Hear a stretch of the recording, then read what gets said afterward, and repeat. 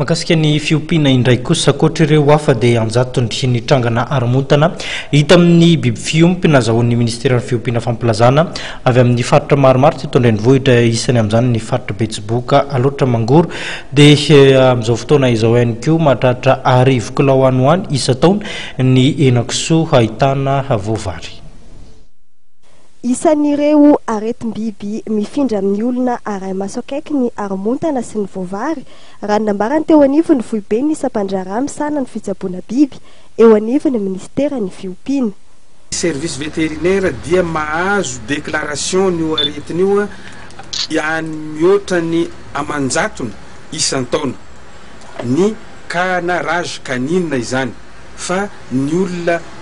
maty aterak'izay moa zany dia any amin'izareo ny ministère santé no manana nio antotanisy io fa ny ankoatr'izay dia ireo le cas zay mbola tsy fantatra kory any amin'ny toerana lavitra any zay tsy tonga aty amintsika kory ny déclaration mahakasika an'izay ary tsy afaka kory mamonjy ny centre de traitement antirabique iren'olona reny noho ny alavirantany sy noho tsy fahafantarany ny danger mipetraka eo anivon'izay zavatra zay. Ny cysticercose dia iarahantsika mahita ny problème ateraky zany cysticercose zany amin'ny eto amin'nositsika raha ny jerevanay zao ny antotanisa dia raha ny hena zay hoe tsy voatsara dia mbola misy ary ny hena voatsara koa nefa dia hitanay misy antotanisa ka tsy latsaky ny any amin'ny hoe andrivony kilao any isan-taona ny hena zay atanan'io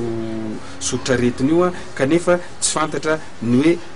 na inana an'ireny hena reny ve ny olona ka izay niteraka mametraka olona be to.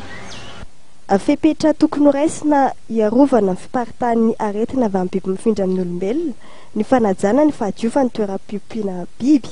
ny fanarahana ny toromarika amin'ny fahasalamana toy ny fanaovana vaksiny ary ny fihinanana hena voatsara ny inspektora ny fiompiana.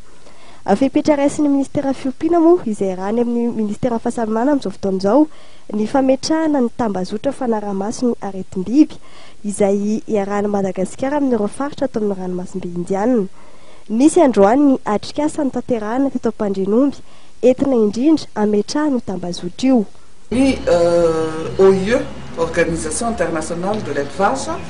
miaraka amin'ny COI aty amin'ny zone Océan Indien dia mametraka an'ilay atao hoe One Health na une santé. Io One Health io dia fandraiky indrindrandrindra ho an'ny fahasalaman'ny mponina sy fahasalaman'ny biby. Matoa ministera ny fiompiana tafiditra ao anatin'izay dia satria ny aretina zay tonga any amin'ny olona avy amin'ny sakafo dia avy amin'ny aretin'ny biby daholo zay le atao hoe zoonose. Ka lay veille épidémiologique na veille sanitaire na veille des maladies animales zay ho apetraka amin'izao fotoan'izao eto zany dia iraisana aty amin'ny zone Océan Indien, iraisana eran-tany ihany koa en ligne hoy ny firesahana any amin'ny rehetrarehetra any ahafantarana hoe raha sanatria misy voina miseho na misy aretina mipoitra na misy aretina mitranga mahazo na any amin'ny firenena avy na eto an-toerana isika dia misy an'io réseau io zay mipetraka dia ahazo ny vaovao ara-potoana sy afaka mandray ny andraikitra araky ny tokony ho izy. Azo famatsim-bola avy amin'ny vondrona iraisam-pirenena misana ny fiompiana ity tambazotra fanaraha-maso ny aretim-biby ity. Mitotaly 20 ireo mpandray anjara amin'ny atrikasa tamin'ity androany ity ahitana ireo mpitsabo biby avy amin'ny foibe régionaly ny isam-pandraharahan'ny fiompiana na avy eto amin'ny foibe teknisianina avy amin'ny laboratoire amin'ny FOFIFA, laboratoire ny Institut Pasteur ary ny SIRAD.